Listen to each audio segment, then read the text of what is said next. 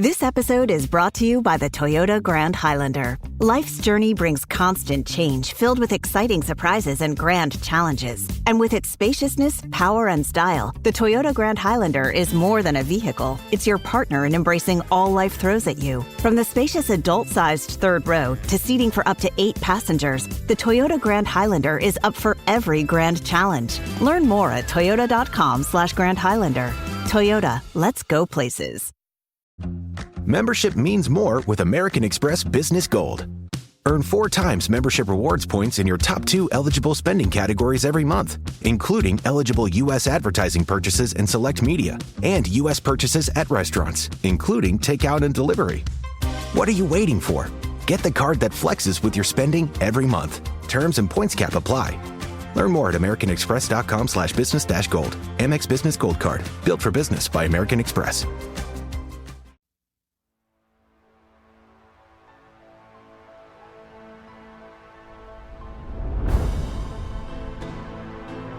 Welcome to Supernatural Circumstances, the podcast where we take you down the rabbit hole into the fantastic world of the strange, the paranormal, and the unknown. I'm Morgan Knudsen. And I'm Mike Browne. It's time to dim the lights and settle in. Come along with us on this week's adventure. And we're off to the Badger State, Wisconsin this time, speaking with our friend Jeff Finup. Yeah, and for those who are cryptid fans and legend hunters, kind of like we are, Jeff is known online as the legend hunter, the Badgerlands Legends, and he's phenomenal. He's been all over the place. He's been documenting really interesting and cool stories from Wisconsin and from, well, all sorts of places all over America for a really, really long time. And he has come up with this amazing book, which is a lot of fun, Wisconsin Legends for Kids. And it's cool because it really starts to bridge a bit of a gap that I think has been unaddressed. Yeah, it definitely does. Have you read his book? Because I didn't get a chance. It's really cool. And he's got stories in there that I didn't even know about. Tales from that area. I mean, I consider myself somewhat well-versed in tales from that area because I really enjoy it. And there was stuff in there that I had no idea about, which was really interesting. And he made it so accessible for every age group. And this is one of those fields, I think, or have always thought that really it should be introduced at an early age to kids to get their interest up in the world. Yeah, and he managed to do it. Yeah, exactly. I'm curious, does he mention the hodag in his book? Of course he mentions the hodag. So for anybody who doesn't know what that is, it's HODAG. Google it, and you can read more about it in his book. But let's just go have a conversation with Jeff. Absolutely. Let's do it. Yeah. Oh, the hodag is scary looking. Holy crap. He's a little creepy.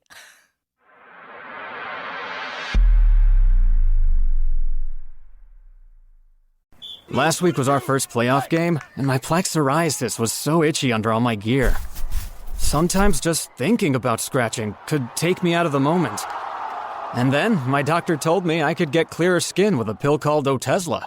Otezla apremilast is a prescription medicine used to treat adult patients with plaque psoriasis for whom phototherapy or systemic therapy is appropriate. Otezla can help you get clearer skin after just 4 months. Okay, ready for the next game.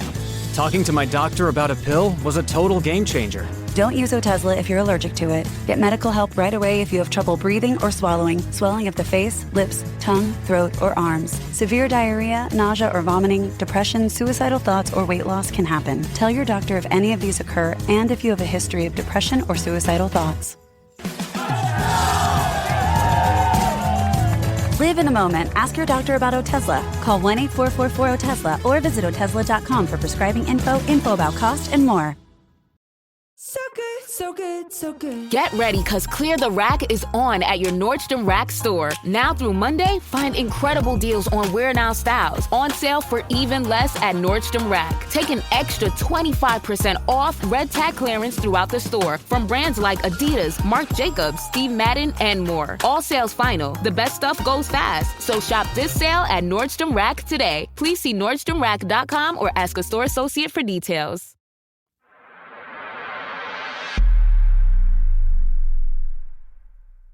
Well, Jeff, it is so good to have you here on Supernatural Circumstances because this is a topic that Mike and I, we've kind of touched on, but it's something that I've wanted to do for a little while because this is something that has come up over and over and over again in all my years of history and research, which is kids and this subject matter. How do we broach it? What do we do? And you kind of wrote the book about it, which is awesome.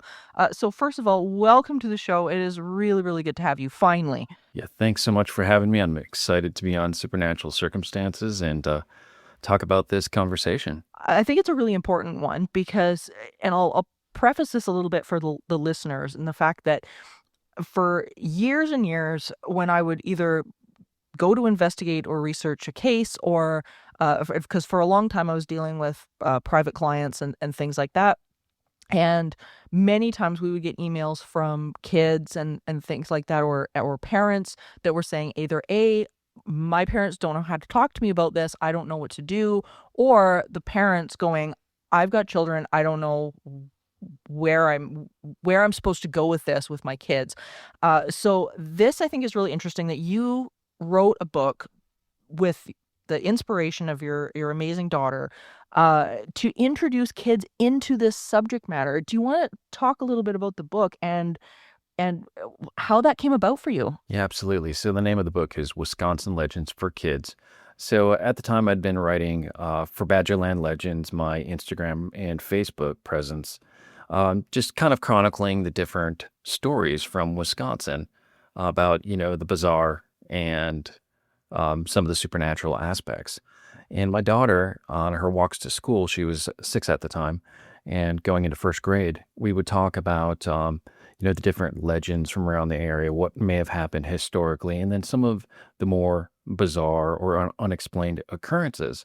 So every day on the way to school, she'd ask me to tell her a story. So I would tell her, a story about the pancakes from outer space, or this flood of frogs that came in one year on the lake shores of Lake Michigan near Green Bay, or a worm shower. And she was just very intrigued by it. And then eventually she asked me one day, well, Dad, why don't you write this in a book? And she had hounded me probably for a month or two straight saying, Dad, when are you going to write that book? When are you going to write that book? So I finally had to put pen to paper and sift through some of the scarier stories from Wisconsin to actually pick out maybe some of the more family or kid friendly. So I think I hit the sweet spot, making them, something that is full of wonderment, intrigue, but not too scary, just to kind of get kids to dip their toes into some of these supernatural tales, especially from places around her. There were a lot more books like this when I was a kid. It was books like yours that sort of triggered me into wanting to learn more about these things. And you mentioned actually one of my absolute favorite Wisconsin stories, Joe Simonton and his pancakes. We've talked about it a bit before here on the show, but can you go into that just a little bit? I don't mean to distract us from this, but It is a really fun story. Oh, we have to touch on them. Yeah. Absolutely. And, the pancakes from outer space is the title I gave to this story. And it started on April 18th of 1961. It's a sleepy Northwoods town. It's called Eagle River, Wisconsin, just north of Rhinelander, the home of the Hodag. And shortly before noon, a saucer-shaped craft hovered just above the ground on Joe Simonton's property. Now, Joe Simonton in the lore, he's been called a chicken farmer, but he was actually a professional plumber. So he had a real property with chickens on it, and that may be where that's conflated. So after landing nearby, an occupant peeked his head out of the craft's hatch, and the occupant motioned to Simonton by holding up a jug, which looked like a water jug, to the plumber. Now, he thought this was a signal that the occupant wanted him to fill it with water. So after Joe retrieved the jug, filled it with water, he returned it to the ship. A different occupant on the inside was making what looked like cakes or flapjacks on an open griddle. So Simonton kind of gestured to him, and they handed him 4 cakes. Now, the cakes, they were about a quarter-inch thick and about 3 or 4 inches in diameter. And there's actually pictures and people that collected these from him and took them in for testing. So it really begs the question, did Simonton just receive pancakes from outer space? And that has to be one of my favorite subjects in all of UFO and Wisconsin lore, just because it touches on so many different aspects. We have a trace evidence encounter. We have what almost seems like a fairy folk encounter, and then it's also tied in with the UFO or alien lore. So it's just it's a fun story. I'm glad I could put it in the book. I'm glad I could introduce it in to my daughter, and of course share it with the broader public. Yeah. Oh, you've got some great stories in here. And I mean, I consider myself pretty familiar with Wisconsin, and there's some in here that I have not heard. And one of them being about mini mastodons. Yeah, The mini please talk mastodons, about that a yes. little bit, because I have not heard this one.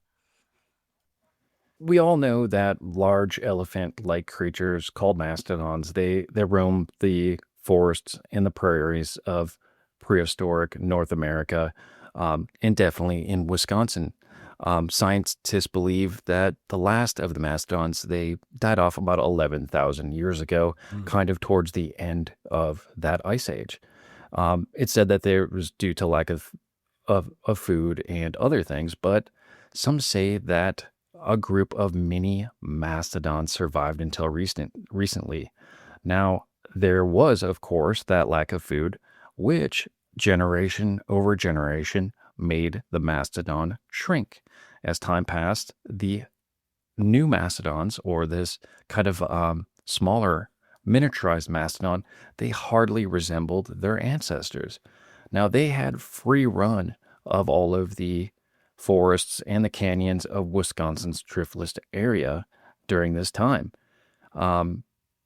Because of their smaller stature and the sparse population, they were able to survive. With fewer mates, of course, the species eventually dwindled. Now, it's said that some people even took these in as pets and had mastodons as pets. Now, the story, it sounds like folklore, but it may be informed by a true story. Now, in 1897, in the town of Boaz, Wisconsin, which is in Wisconsin's driftless region, the driftless being a section of Wisconsin that was undisturbed or undisrupted by the glaciers. Now, when most people think of Wisconsin, they think of America's Dairyland, they think of the rolling hills or maybe the forests of the Northwoods, but there is a certain section called the driftless region. It is the southwest section of the state, and it's been untouched. So there are plenty of limestone outcroppings. There are river valleys. There's gorges. It just does not resemble what you would think of the stereotypical Wisconsin. So amongst that, they found this mastodon skeleton almost in full, and it has been appropriated by the University of Wisconsin, their Science and History Museum, and you can actually see it on display there. And it's kind of ties the story of the mini mastodons to the actual mastodons that roam the land of Wisconsin in prehistory. That is just the coolest thing. And That's it also really cool, yeah. Isn't it? Yeah, and it tickles my dinosaur bone, because as a Oh, kid, boy. right? I loved dinosaurs when I was a kid. I loved it. Absolutely, yeah, me too. Love Definitely. Dug up the garden looking for bones. I found one. My dad said, "That's pot roast bone. We threw that out a few weeks ago." Hey, close enough, and shame on your dad for busting your bubble. Exactly. He could have played into it a little bit better. But I love this compilation and how you laid it out with the stories that you picked, because I think that's the one thing that we've lost a little bit in the way these stories are told today. We've got such a bent on terror and fear, and if it's not terrifying, then it's not going to sell.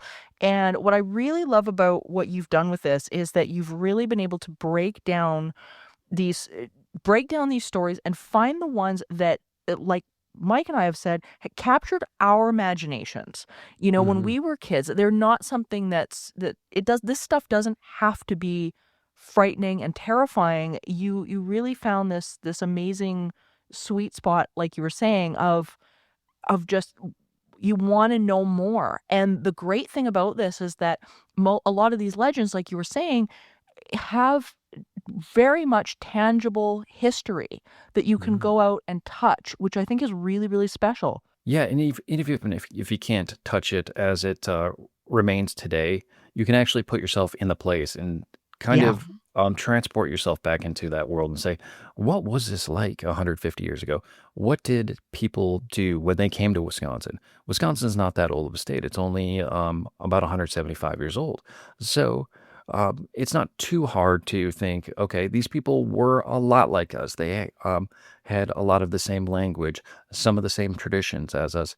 And how did they experience it? And it's great that Wisconsin has a resource called Old World Wisconsin, where you can actually kind of step into the past. They have well-preserved period houses and people in period dress going through their day-to-day lives, where you can go in and talk to them and say, what happened here at this time, or what was life like that? And I figured this, introducing kind of a more spiritual or supernatural bent actually kind of helps transmit that history in a different vehicle. And I really enjoyed that. Well, those are the stories that I always remembered as kids. I Me might too. have, Yeah. yeah, like I might have snored through history class on some days, right? But those are the stories that, I mean, when I was younger, that stood out for me. They're what made me remember these things. What do you think the pitfalls are that parents seem to be hitting with with conveying some of this information to people, especially their kids? I think it's really easy to scare kids. And I remember my mom bringing home a spooky book from the library. It definitely wasn't geared towards kids. It was more a compilation of lore. It was actually called Wisconsin Lore. And it was by two professors that they went around the state in the early 70s and collected a bunch of, old folk ways, folk beliefs, folklore, and even had a section there on ghost stories. So if you see on the first page of the book, I put Wisconsin contains, if the yarns are an indication, more ghosts per square mile than any other state in the nation. Now, I remember reading that as an 8-year-old and thinking, oh my, there are a lot of ghosts around here. I wonder if Right. there's one in my neighborhood. So it really kind of created a sense of wonder for me. So I had to really, where that started for me, I had to start the book with that. And then, of course, kind of laid out the rest of the book in similar fashion to really present it to my daughter and eventually her little brother, who's a couple of years behind her, with this information about, the place that she lives in could be enchanted. She could live in an enchanted realm. And just by using a little of her imagination, reading up on history, talking to people about these legends, she can kind of partake or enjoy that the same way as I did as a kid. So that was really the driving force behind it. Yeah, I mean, and it comes off in the book as well. Like there's such a personal touch with this, which is great because it really feels like with each story you can hear somebody telling the story. And I think that's something that's really important and something that's kind of been missing as we've moved along in the media with that the idea of magic. Now we've got people who are just they've just kind of shut that out. No, you're not being realistic, you're being silly, grow up.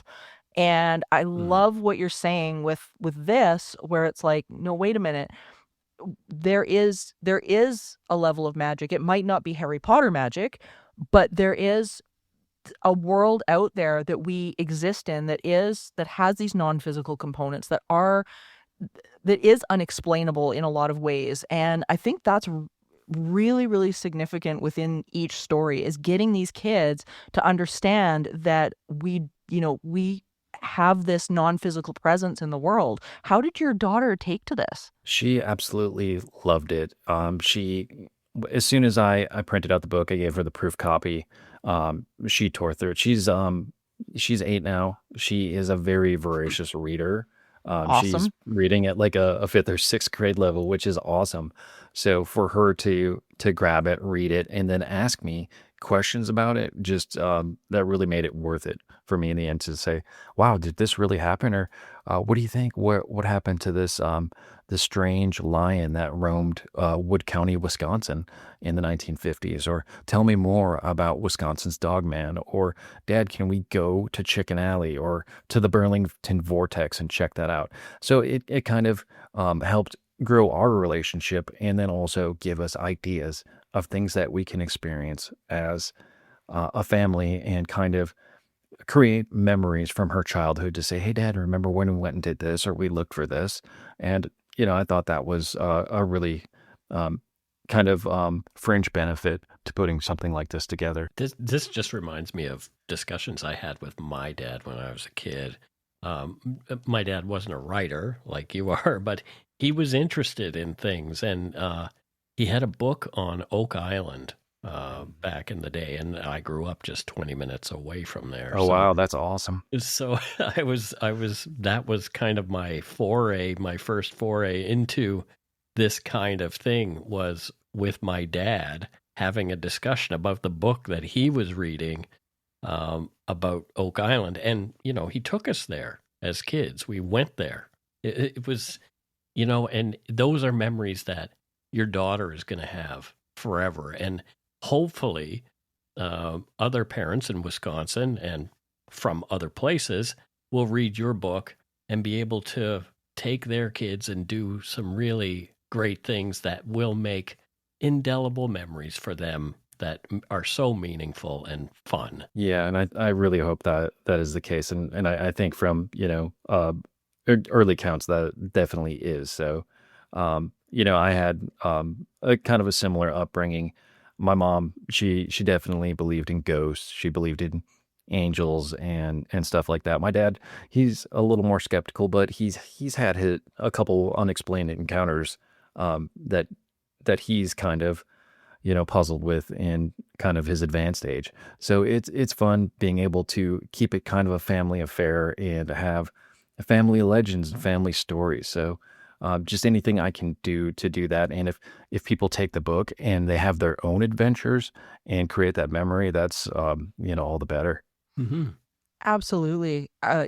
Coming from somebody whose great-great-grandfather did write 2 books on this subject matter, Yeah. um, this was something that was really magical for me to discover, like speaking as a grown adult for the most part, and looking back on my great-great-grandfather's books, I didn't learn about those until I was an adult. I was well into my parapsychology career, and it was something that never was passed down to me in the family at all.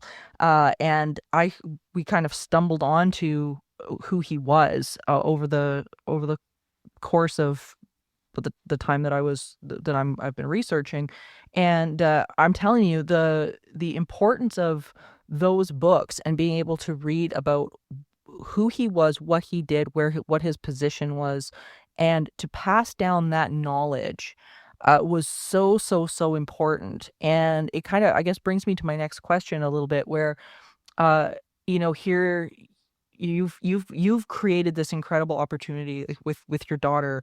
What is it that parents can do or maybe shouldn't be doing when they're passing this information on to their kids? Because oftentimes we pass on how we think and we pass on our biases. So do you Mhm. want to touch on that a little bit? Yeah, I think just presenting them with the history and then kind of a little bit of lore to sprinkle Mm-hmm. in and just kind of seeing them run with it seems to have been my best strategy. Because I think if you try to spoon feed it to them or you try to force it on them, they might just reject it out of whole cloth just to kind of be rebellious or say, well, that's not really my thing. But to take them to someplace and say, did you hear there might be a lake monster here? And then be Mm-hmm. able to to give them maybe a little bit of a fright, but not too much, and then be able to tell them a little about the history and instill that sense of wonderment in a place that they live. Yeah, I love just the idea of instilling wonderment, like you were saying, because I think that's something that I've found, at least with interacting with generations now that are ahead of me, that is missing. There's something that's missing, and I don't know whether it's because kids are all glued to their screens. I don't know whether it's just how they're being raised now or whichever, but more and more seem to be losing that. And they don't start that way, because I think when we're kids, we have that sense of adventure, and it's there. But there's something that seems to be quelling that to some degree. And you ask a lot of kids that age nowadays, and they're just like, no, I don't believe in any of that stuff. So I love this idea of being constructive with it, but also the fact that I think what you're doing is fostering an understanding and an empathy. And I'll just touch briefly on, you cover the Beast of Bray Road in your book, which is one of my absolute favorite and favorites tales, because I've been involved with dogman research here in Alberta for a very long time, and that's the one thing that I've noticed that has been so horribly missing in a lot of this stuff. Everybody is so focused on the fear and being frightened that they've forgotten about the empathy side of this. And that I've had amazing, wonderful experiences with Dogman. It's incredible. And I love that about what you're doing. So can we talk a little bit about that, and how that this actually, I think, does foster like empathy and critical thought? It's really important. Yeah, it is. And then, like you said, everything, I'll call it the ghost adventurization of everything, and Uh-huh. the thrill. boy. Yeah, the the thrilling aspect, and I do love that part of it. So I'm not going to fade it too much, because I think there is something about getting in a visceral, primal position. I think that's why a lot of people do this, is to get a good scare. Why we go to haunted houses, why we ride roller coasters, why we speed down a dirt road. Yeah. There's many reasons why we do that. So I think that is, part of the human experience. But to kind of play that empathy into it and kind of transport ourselves into the mind frame of somebody who, would have encountered something like this, would have experienced something like this, or, kind of encountering that other and saying, what does this other want from me, or what is the experience that I'm having? I think there's some deeper personal questions, philosophical questions that we each have to answer for ourselves. And I think that's part of the reason why a lot of people are engaged in this field, to know that, there's more than, the four dimensions that we live in, and the five senses that we experience, that there might be something right on the edge, and how we can kind of encounter that, do it, safely and respectfully, especially something like ghost hunting. Not necessarily taunting the spirits, but respecting that somebody else lived here before us. Somebody had stewardship of a land or a house, and how to kind of move that into the future, saying, one person I follow on Instagram, his name's Doug Duran. He says it's not my land, it's my turn, which pretty much says, like, I am this steward of this property for the time being. He owns a farm in That's nice. kind Yeah. of in Richland County, where those mini mastodons were found.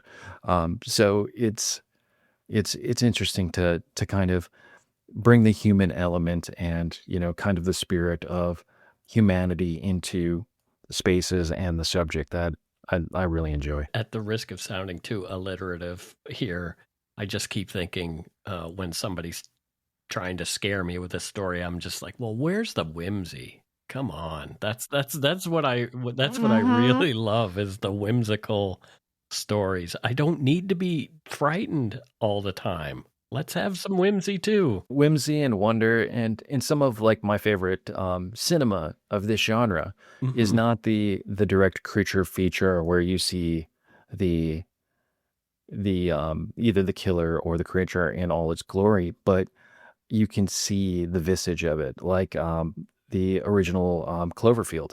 Hmm. And It Follows, two of my favorites, because Yep. you actually don't see the beast. Your imagination kind of fills in the blank spaces rather than just the gore, the grotesquerie, or just the explicit nature of it. Yeah, to me, that's way scarier. Is what goes on in my mind. Don't show me the whole Uh, thing. I want to be able to come up with it on my own because it's way exactly. scarier in there. Yeah. In like the classic M. Night Shyamalan Signs, um, Hmm. where it was actually scarier before you saw the alien. Right. And when you saw the alien, it was almost like, yeah, Oh. that's scary, but it was also a sense of relief that you knew what you were dealing with. But Hmm. before then, it was kind of a supernatural occurrence. Oh, I love the one thing you touched on there, which is that exploration for kids of the unknown. And I think the one thing that really intrigues me about all of this, and the one thing that I hope that people can take away from this when they're interacting with their kids, is exploring the unknown and being okay with not knowing. There's so much in the world right now where I think everybody has to put a label on everything, and we kind of have this idea that, well, if science hasn't explained it, well, then that's it. And that's just simply not true. And I mean, we all know that as researchers, but the idea of being able to like be comfortable with the unknown and see it as something like Mike, you were saying, as whimsical and magical rather than something to be terrified of. I think that's got a broader implications than just this particular subject matter. Like, I think getting into this and studying in this field, whether you're just interested as a kid or whether you decide to take it further, I think that in and of itself is a really important skill set to get early.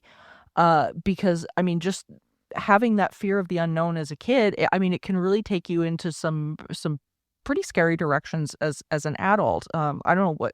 I'll leave it to you guys and what your thoughts are on that. Yeah, and just kind of to start at the beginning of your statement, with trying to figure it all out. Like you talked about loving dinosaurs as a kid. I can remember loving dinosaurs, and my next door neighbor, he introduced me to the Loch Ness Monster, and I had Hmm. not heard of it until he told me about it. And then, of course, we had to hatch a plan that we were going to capture the Loch Ness Monster someday, so we could get helicopters and a dragnet and some boats, and we'd get Nessie.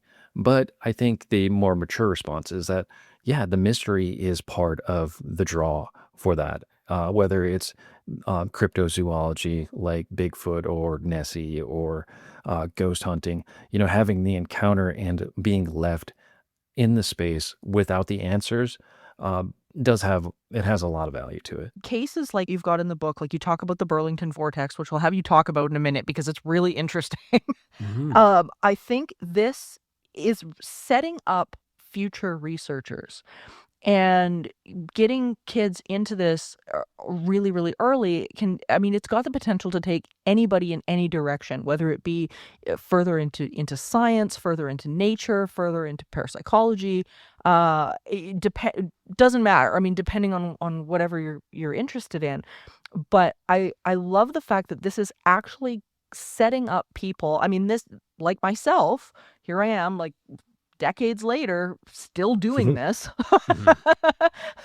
And I mean, I think that in and of itself is really, really important. I mean, it's passing down the information that we know now that, they get to now stand on your shoulders, stand on the shoulders of other researchers, and be able to make that next difference, even if it is with just sharing these stories again.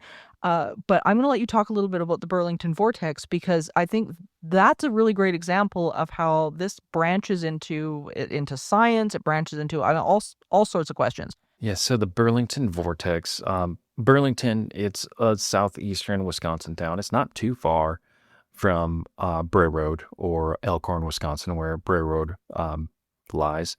So Burlington's kind of the next town over, and it's known as Chocolate City, USA, because of a Nestle chocolate factory there. And um, The thing I like about both Burlington and Elkhorn is that they are Anytown, USA. They're idyllic little Midwest town. Elkhorn specifically is known as the Christmas card town because of a campaign that started sometime, I believe, in the 40s or the 50s, where artists would come and they would draw the town square. So it has this little idyllic Midwest vibe, but just on the outskirts of town you have this kind of scarier element. And I think that juxtaposition, that kind of play between the light and the dark is really where the fun is at. So specifically in Burlington, there's said to be a small patch of forest just on the edge of town, and it's known as Burlington Woods. Now, the small forest is said to house a magnetic force known as the Burlington Vortex. This vortex creates changes to how we experience time and space.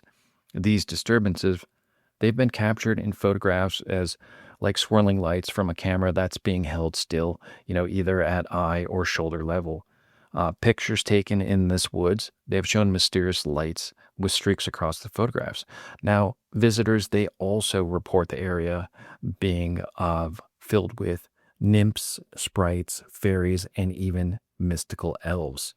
So there is just something romantic about, having a small town, having kind of the idyllic Midwest town, and then having something kind of darker on the edge, and kind of being a fan of David Lynch. That kind of strikes an interesting balance there between the two. So having this woods on the edge of town where strange and funny things, nothing malicious, nothing satanic, but just like Mike said, a sense of wonderment and whimsy. Yeah, that was the thing that I've always tried to convey in any of my theater shows, my live shows, or anything like that. Because I always felt that the best way to get people to remember things, number one, is they have to be entertained, or else you're talking to a wall.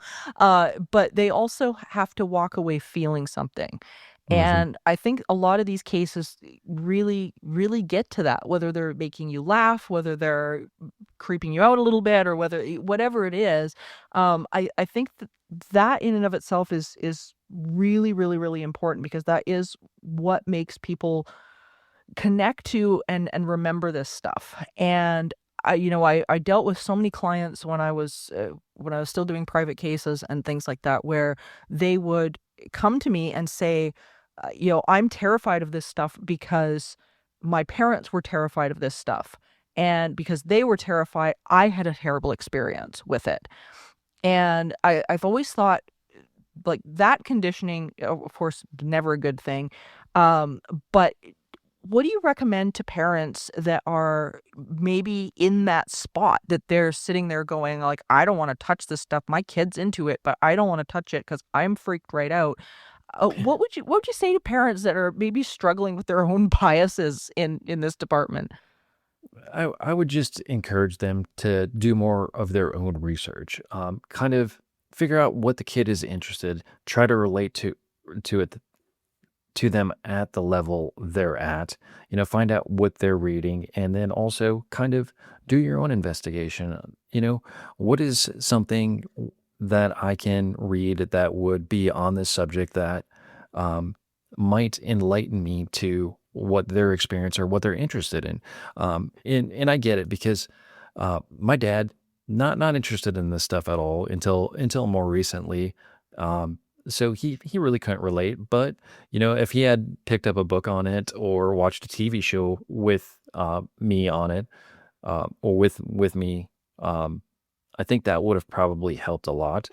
Just kind of taking that into consideration. I know, just with the enormous amount of content on subjects like this, you don't really have to look far. Coming of age in the late 80s, early 90s, you had to catch the ghost episode of Unsolved Mysteries, or you had to be in tune around Halloween. But this stuff is more accessible than ever. And, putting out a book like this, just wanted to make it as family friendly and approachable as possible, just so people could, experience these things as a family. And, it's kind of like a travel guide in itself. Definitely was inspired by Chad Lewis and his road guide to haunted places in Wisconsin. I've had the book for over 20 years. So Just having stuff like that, being able to kind of encounter that, I think is great for families to kind of come together around subjects that might seem a little scary, but could actually, like we talked about earlier, really create memories. Yeah, well, Mike, you had skeptical parents. Mhm. You Yeah. had this conversation with your mom and dad. Like, maybe do you want to share a little bit about that? Like, how did you guys connect over this? I mean, my parents were always very open about this stuff. Very, very interested. My grandmother, on the other hand, was absolutely anti anything to do with supernatural because she was very sensitive. She was a medium and had her her energy around this wasn't good, so she was attracting terrible experiences, and she thought that that was it. That was the way this was, that if Mm. you delved into this was horrible and you were going to have a horrible experience. And I mean, she had all the old biases about it and whatever. And thankfully, like, my mom and dad did not carry those with them. They kind of broke that cycle, which was really, really good. And always captured my imagination with this stuff when it came to, some of the shows that were on at the time, like sightings and things like that. But you didn't have that. You had a different relationship with this stuff. Mom didn't really talk about this stuff. It was more stuff that Dad and I talked about. And Dad, he was a veterinarian, so he was very empirical and science based and all that kind of stuff. But he was open to explore. He was just one of those guys who was open to explore the question. He didn't say whether or not it was real, or he was not sort of, he didn't come down on one side or the other. And that's what brought me to sort of be the person that I am, is because my dad was just like, well, we don't know for sure, so let's explore this. I have other things that have gone on since we talked about yesterday, and we've talked about in other episodes, where my dad has just recently passed away, and it was moments before his death. He and I had a conversation, like literal moments before his death, had a conversation about if you can, give me some sign from beyond, kind of thing. And he kind of, smirked a little bit, but he said, yeah, if I can, I will. Absolutely.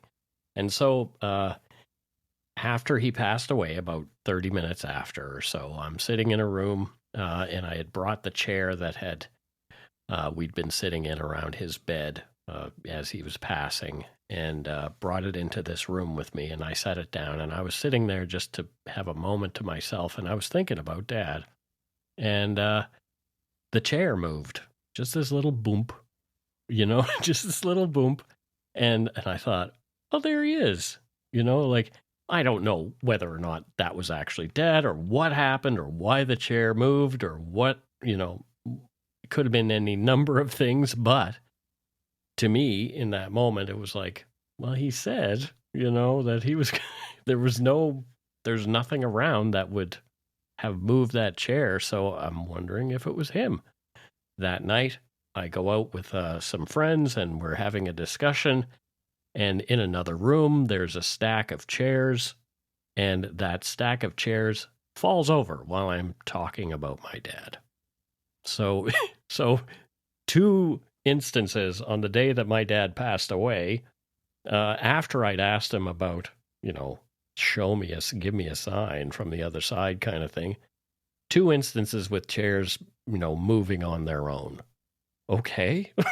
Like, I don't know what it was. But I can interpret it any number of ways. But he was the type of guy who would say to me, well, it's either one thing or the other, or something in between. So let's investigate this. I We love may that. never know. Thanks for sharing that. Isn't that the coolest thing? I think it's the coolest thing. Well, it freaked the hell out of me at the time. It was not something that I was just like, I didn't expect it to happen. But sometimes those are the best things. And I really think sometimes that's when if these things do happen. Number one is when things are least expected. Well, especially the individual that it Yes. happened around, like that he was such an empirical guy. Show me the evidence.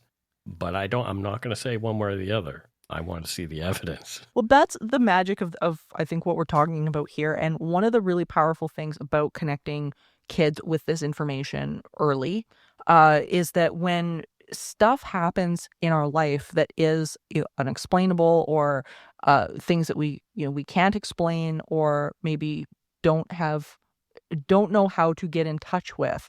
I think that's one of the reasons, Jeff, why your books like this are so important, because it really allows kids to garner some of these tools at an age that maybe, our generation didn't have. Yeah, and you know, coming up, in the late 80s, early 90s, like a lot of this stuff just wasn't accessible. Yeah. I know Mike said, there's a lot of books, but those seem to come out later, like the Goosebumps and the Scary Stories to Tell in the Dark, I believe was the name of one of them. I wish those would have came out a little bit earlier for me, but Yeah. I think a lot of this stuff is accessible now, and to kind of add to that collection, specifically with my state, there was nothing else for it. So definitely was an opening in the market, and people seem to enjoy it. So I'm pleased. I had a really cool experience happen to me. This was last year. I was speaking at Stampede Park in Calgary, and I was doing a show on the true story behind Ghostbusters and parapsychology behind Ghostbusters. So it attracted a really broad range of people that were, of course, grew up with the movies, and then of course the kids that were seeing the new movie that had just come out. And so there was a pretty broad range in the crowd and whatever. And getting lots of questions. I always have question period at the end, and we have people lined up at the microphones. And this dad and his young daughter, who looked, I would say, probably about your daughter's age, Jeff, probably around 8. And she came up, and she was really shy. She was so sweet. And her dad had said he was going to ask her question because she was too nervous, and he said, she wants to know, how do I know when these things are around? And she was asking not from a place of fear, but like, I'm not sure whether maybe she had lost somebody recently, but she genuinely had this question. You could see it in her face. And it was such a great opportunity to connect with her. And I told her, and then addressed kind of the rest of the kids in the audience, and I said, this stuff is around you all the time, and that this is something that you get to tune into.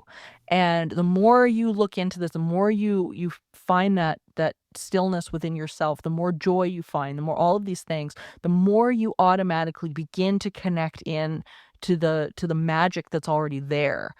And it was such a great experience to be able to sort of see her light up at this idea, and she's gonna go home and do exactly what we do, and it was really cool. So what type of feedback, or if any, have you gotten so far from the book being out?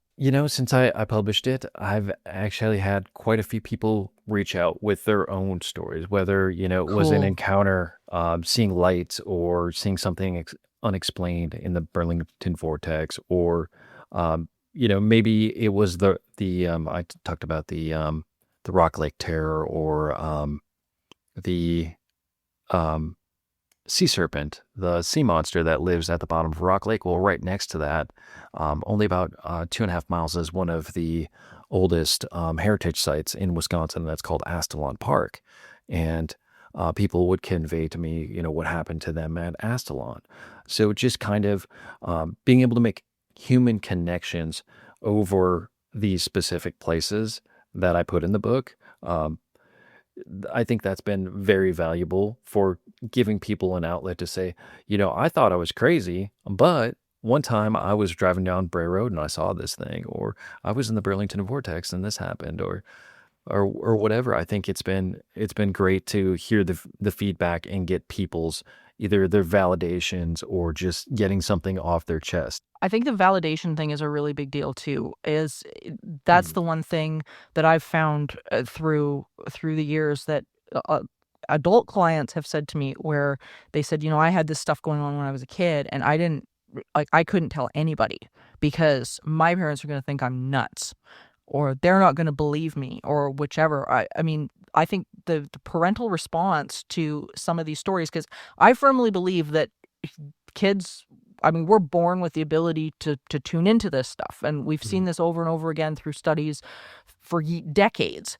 And so, how would you coach parents and tell them like how to react to a kid if they're coming to them saying, "Hey, mom and dad, I saw this," and if parents are scratching their head, going, "I don't know what to say. What do they say?" Wow, that is a really loaded question because I guess it really depends on the nature of it, where it happened, when it happened, and just kind of rather than shutting them down and saying, "Oh, that's hocus pocus. That stuff doesn't happen. That's only in the movies." Getting them to talk a little bit more about it, and I think just by talking about something that happened, and having a honest and open discussion can actually disarm a lot of the kids. So I know if my son, if he's afraid of something, will say, "Okay, well, let's go check it out. Let's look in the closet. Let's look under the bed. What did you see? What did you hear? Oh, do you think, and then we can use a little bit of logic and say, "Oh, that was a low flying plane that wasn't growling, or that was the dog outside," and just kind of maybe not explaining it away, but just making them a little more empirical. Will give them a little bit of bravery because not everything. We love when supernatural things happen. We love to hear the supernatural stories, but maybe they're not always happening. Not every single case is that of a ghost, or not every light in the sky is a UFO. And just to kind of teach them to be a little more logical, and kind of like Mike talked about his dad, and just being like, okay, we can put some empiricism to this. We don't want to discount things out of hand and just say, no, that's definitely not what it is. But just saying, okay, let's explore this. Let's come up with what it could be. And then, maybe if something continues to happen, or it's something that they could completely not know. Maybe it's like a full body apparition, or maybe it's a loved one that's passed on that came to say their final goodbye, or to send them a message, validating them and saying, "You know what, I've heard of something like that happen. Tell me more about it." That can a lot of times just take the stigma off, and then you'll ask them like a couple weeks later, and they'll just say, "Oh yeah, that's something that happened," and then they'll move on. So I think just by not stigmatizing it, being open, being honest, and not being judgmental about it is probably the best advice I can give for that. I think it's excellent advice. And I want to just wrap this up with kind of a cool example of exactly what you just said and how important it is. Some dear friends of mine, people listening have heard me talk about a good friend of mine, Alicia, who came with us on a couple of expeditions last year, and her amazing husband and daughter, and her daughter began coming out with us at a relatively early age. I think she was about 15, I guess, at the time. And what's been so interesting to watch with her and been so cool is that here she now is about to graduate high school, and she's going into university and all these crazy things. But what's really neat is that she, throughout the experiences that she has had with the research that we've been doing and things like that, she has garnered a greater sense, from what I've been told and from what I've observed, of not only calm, a greater sense of herself, just the ability to look at the world in a friendlier way, and to be able to turn around and use techniques that we've learned, that understanding that we create our reality and all of these different things. She has mastered her experience so young, and uses the techniques in everything she goes into, everything from getting her driver's license recently, as I say, she's going to be graduating, manifesting her spot at the university, and now she's going into psychology Mhm. because of Of what course. of what she's learned. I mean, we don't have parapsychology courses in Canada, so the psychology was the next best thing, I think, and whatnot. And she's moving into that so that she can teach this to other people. And I think this is such a prime example of the impact of what this information can actually do for somebody, and especially at such a young age, because I wish I had those tools back then. I mean, man, it would have changed everything. So, Jeff, thank you so much for doing this today. Please tell everybody about Badgerland Legends and the podcast and the book and where they can find you, because I can't recommend you enough. Thanks so much for having me, Morgan and Mike. Yeah, so Badgerland Legends on Instagram and Facebook. I focus on the people, places, and things that make Wisconsin legendary. And I try to keep it to a post daily about something you don't know about a place that you do. Wisconsin Legends podcast is a evergreen project. We have 2 seasons out now. A third may or may not be in the works, so stay tuned for that. The Wisconsin Legends Facebook group is a great place to connect with people. If you're from Wisconsin and you want to hear some interesting things about Wisconsin, check me out there. And Wisconsin Legends for Kids is available on Amazon, KDP Publishing, so get your copy there. Thanks so much for having me. Please go out and get it, you guys. If you've got kids, this is such a great way to introduce them to this subject matter. So you are always welcome here, Jeff. This has been awesome, and we're well, now we have to have you back because now we have more cases to cover. So that's the way it's going to be. Sounds great.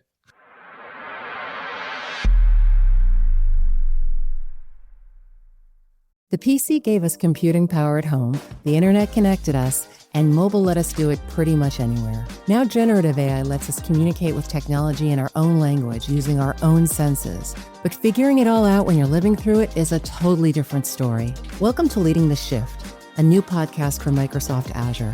I'm your host, Susan Ettlinger. In each episode, leaders will share what they're learning to help you navigate all this change with confidence. Please join us. Listen and subscribe wherever you get your podcasts.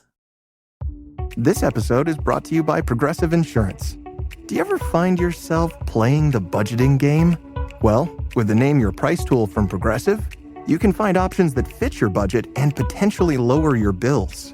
Try it at progressive.com. Progressive Casualty Insurance Company and Affiliates. Price and coverage match limited by state law. Not available in all states. Hi, I'm Donna Friesen from Global National. Life moves fast these days, and we want to make it even easier for you to get the news you need. That's why you can now get Global National every day as a podcast. The biggest stories of the day with analysis from award-winning global news journalists.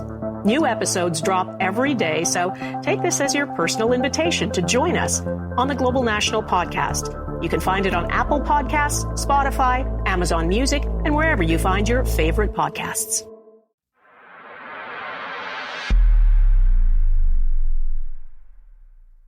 All right, and we're back after our conversation with Jeff Finup, and wow, I really appreciate that. His target audience for this book is children, really. Yeah, it's so important for kids to be able to, I think, experience this world in a way that still entices them to believe in magic in a way, you know, to be able to realize that there are still so many mysteries in this world that we don't understand and that you don't have to be afraid of it. We've said it so many times. It doesn't always have to be spooky. It doesn't always have to be creepy and something demonic or something is coming to kill you. It just has to be something we can't explain. That's what's interesting. Let's talk about more of that. Yeah, and what a great way to introduce kids into this subject matter, because you know a lot of the greats in the field nowadays, they're getting older, they're looking to pass the torch. And I think being able to pass the torch to kids that are naturally curious and naturally in tune with non-physical and naturally in tune with wanting to know more and encouraging that, like you were saying, just to put the brakes on the fear and be able to turn around and say, look, let's approach the world from that's the standpoint of number one, being humble enough to say we don't know. And number two, just putting the fear down to be courageous enough to be curious. I was terrified as a kid of all kinds of different things. I was scared of the dark, but interestingly, my dad, he was really all about, let's investigate this. Let's look at this stuff. He gave me National Geographic. He sat me in front of science shows. He showed me anthropological things. It was like all this stuff that he put me in front of, which developed my curiosity. And if we had lived in Wisconsin, I'm pretty sure this was one of the kind of books that Dad would have said, here, have a read of this. Oh, absolutely. I mean, that's what makes this so fun. And I think, especially for kids maybe that have had experiences already that have maybe freaked them out a little bit, something's happened that they can't explain, maybe they've grown up in a haunted home. I mean, my experiences happened when I was a kid, and that's what got me so curious about this. I was about 9 years old, and I had a home that, we were bombarded with activity all the time. And thankfully, I was able to beat my fear a little bit and become really, really interested. But it wasn't without the guidance of shows like Sightings, for instance. People that I now work with, Lloyd Auerbach and Carrie Gaynor, and people that I'm friends with. But had they not introduced this to me through different avenues, I probably wouldn't have that same excitement about it that I did when I was that age. So I think a book like this it's really, really important to just get kids going in the right direction. Yeah, I agree. And for that too, I should also mention to everybody that's listening, there are other books as well that kids can get their hands on and get plenty. Yep. Yeah, there's so many. One of my favorite book series was by Esther and Jerry Hicks, and they were known as the Sarah books, and they're still available. You can go on Amazon probably, and God knows where else. Yep. Use bookstores. Yeah, and they're a wonderful books to introduce kids to the idea of creating your own reality and parapsychology and all of those things. They're very empowering. Zach Hyman recently wrote a book for anybody that's a sports fan out there. He recently wrote a book called The Magician's Secret. It's phenomenal. It's all about understanding that you have to believe it before you see it. And he talks about the power of this a story and what we tell ourselves we can create. So there's books out there for kids that can really start to introduce them to this field and this world, and they're amazing. So if you want to buy Jeff's book, Wisconsin Legends for Kids, you can buy it at Amazon or wherever you go. And you can also listen to Wisconsin Legends podcast with Jeff and his friend Mike Huberty. And they talk about all kinds of really crazy things that happen in Wisconsin. I mean, Ed Gein was from Wisconsin, so, There is that. For some reason, I don't think that story is going to be in the book. I don't know. No.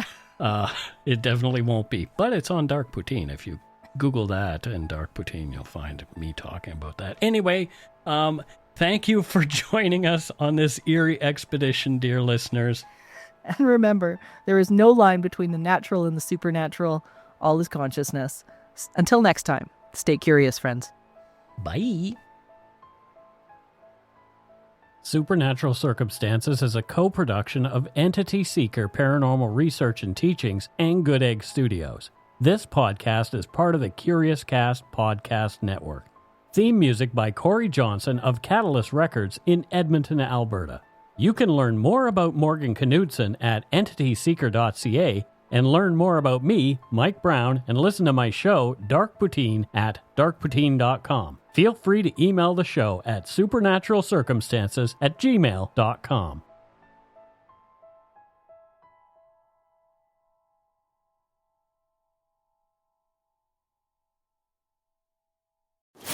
(911) What's your emergency? Thursdays on Global. LAFD! LAPD on scene! The most intense season yet continues. He's a damn serial killer. Where to find her? That truck was hauling 22 million killer bees. So be NATO. He's breathing, but barely. Cars started crashing everywhere. Think there's still people trapped in that one. Get him out! Help is on the way. 911, all new Thursdays on Global. Stream on Stack TV.